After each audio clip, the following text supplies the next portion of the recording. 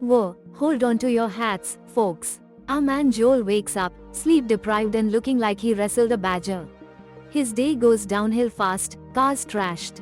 He leaves a passive-aggressive note, calls in sick, but definitely not to rest, and heads straight to the beach, to journal. Except, gasp, pages are missing. Then, a mystery woman starts tailing him, creepy. Coffee shop encounter? Check. She even spices her coffee, suspicious, much? Train station rendezvous? Double check. He avoids eye contact like a ninja, but she waves. He nervously waves back, awkward. Same train, same destination. They start chatting, and get this, she's changing her hair color more often than socks. Could this be why Joel doesn't recognize her? Clementine, that's her name, thinks they've met before. This is getting interesting. Hold on to your hats, folks, because this whirlwind romance is about to leave you breathless.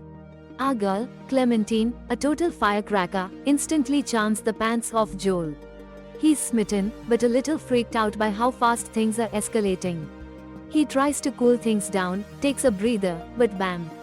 Fate intervenes. A chance encounter, a ride home, a drink, and suddenly, Clementine's making moves that leave Joel speechless. He's reeling. A hasty retreat, a phone call later, and there by a frozen lake, making wishes and Joel spilling his guts like never before.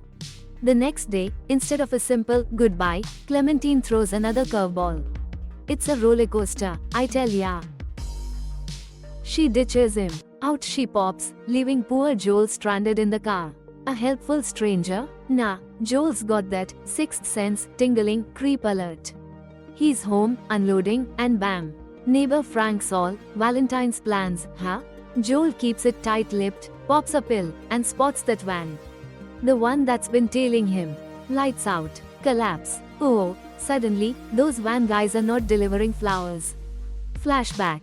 Joel spilling the beans to his pals, Robin and Carrie, about his amazing Valentine's surprise, only to be totally iced by Clementine. Kissing another dude? Carrie's all, move on, dude, but sneaky Rob's got a secret envelope. Ignoring Carrie's pleas, the envelope's passed to Joel. Oh. Whoa. Joel opens a mysterious card, it's from Luna Inc. Turns out, his girlfriend Clementine wiped his memory. Seriously? He's got to find answers. So, he marches into Luna Inc. This place is churning out, memory wipe, cards like hotcakes. A receptionist, Mary, hands him a form and practically shoves him into Dr. Howard's office. Dr. Howard's all apologetic, explaining Clementine was unhappy and, poof, memory gone. Joel's furious, calling it a scam.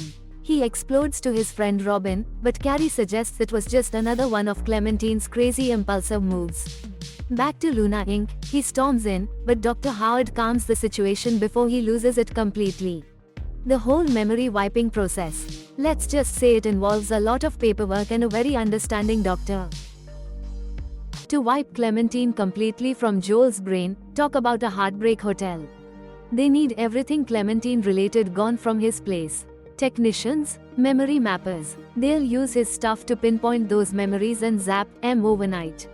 He wakes up, no Clementine. Poor guy. Reluctantly, Joel gathers his sentimental clutter, his life's now a giant clearance sale, and hands it all over to Lacuna.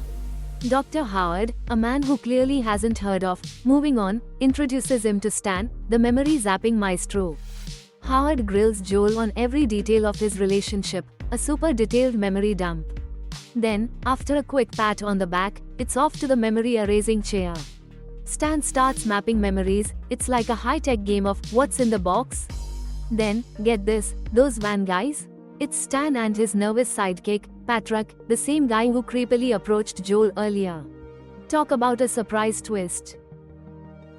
Hold on to your hats, folks, because things are about to get wild. Stan's got Patrick, who's more distracted than a squirrel in a candy store, fiddling with the memory-digging gizmo. Meanwhile, poor Joel's lost in a Technicolor dream world, reliving his messy romance with Clementine. We're talking wrecked cars, accusations of infidelity, and enough drama to fill a season of reality TV. First up, the night Clementine totaled Joel's ride after a screaming match, proving she's got serious commitment issues. Back in the real world, Patrick, with the emotional intelligence of a houseplant, casually drops that his new girlfriend is the very same lady who had her memory wiped.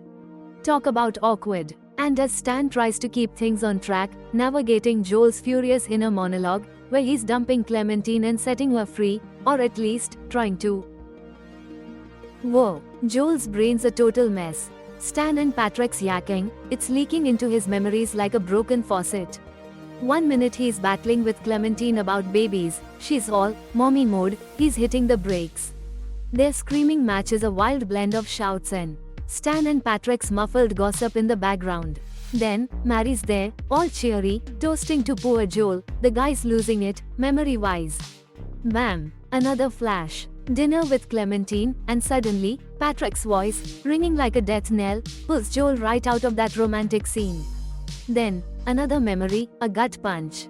Clementine with another guy. Joel's desperate for a glimpse, but the image is blurry. Back to reality, and Patrick's asking Stan if he can bolt. It's a roller coaster of a mind melt. Hold on to your hats, folks, because this is a roller coaster. Patrick's got a wild plan, he's off to see Clementine. Mary's totally cool with it, surprisingly. Poor Joel, stuck in his own head, hears Patrick use a super secret nickname, a major clue. Meanwhile, Stan's casually spilling the beans to Mary about Patrick snooping through Joel's diary, talk about a breach of privacy. Patrick shows up at Clementine's, finding her a teary mess. She wants a trip to the frozen lake, a place from her past with Joel. He even spies Joel's journal, discovering the frozen lake backstory and delivers a gift from Joel himself. She's ecstatic, thinking it's from Patrick. But the twist? He's totally clueless. Then Patrick tells Stan he's not coming home, Stan shrugs it off, busy as a bee, and back in Joel's mind, we see a heart-wrenching memory, Clementine confiding in him. Memories fading. Joel's frantically clinging on, but whoosh. It's slipping away. Suddenly, they're back at the frozen lake, a chilling flashback about to vanish. He's begging, pleading, stop this madness. I can't lose Clementine. He's desperately shielding her from this memory wipe, a whirlwind tour of his past. Then bam! Confrontation with Dr. Howard. Too late, he says. But wait, Joel spots Patrick, the sneaky thief. He's been manipulating Clementine with Joel's own stolen words. Dr. Howard's jaw drops. It's a roller coaster. Back to the lake, Patrick's using Joel's journal like a cheesy pickup line. But Clementine's getting wise. I wanna go home, she declares. Then, the gut-wrenching apology. I'm so sorry, Clementine. She cries, wake up. He closes his eyes, takes a leap of faith, and it works. Hold on to your hats, folks, because this gets wild. Clementine, in Joel's head, yes, in his head, wants a hideout, stat. Joel's flooded with a childhood memory, a rainy day, a leaky roof, and little Joel bawling under the kitchen table. Enter Clementine, the ultimate comfort character, soothing his inner child. Meanwhile, reality check. Stan's machine's gone rogue, Mary's freaking out, and Stan, bless his stubborn heart, refuses help, until Dr. Howard gets the call and heads straight for Joel's address. Cue the mind-bending. Inside Joel's memory palace, Patrick's trying to steal the show. But outside, Clementine's chauffeuring Patrick, the nerve. Dr. Howard arrives, gives Mary the side eye, and then, boom.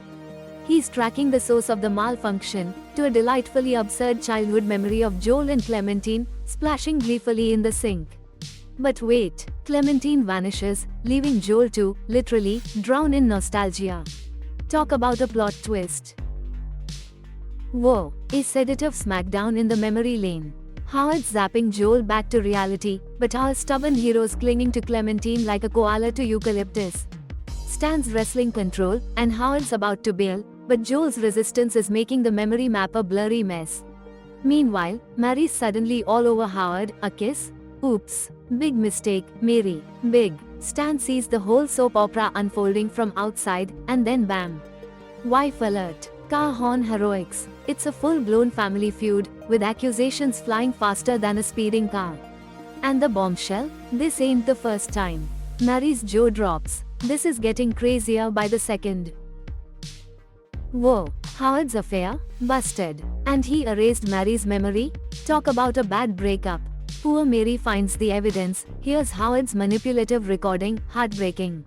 She's outed there, packing her bags faster than you can say amnesia. Meanwhile, Joel's reliving his whirlwind romance with Clementine, a beach house, the whole shebang. This time, he's sticking around until the memory fades, that is. Then bam! Howard declares the memory wipe a success, leaving Joel clueless. But wait, there's more. Mary quits, grabs every Lacuna file she can carry, she's going rogue. She's going to spill the beans.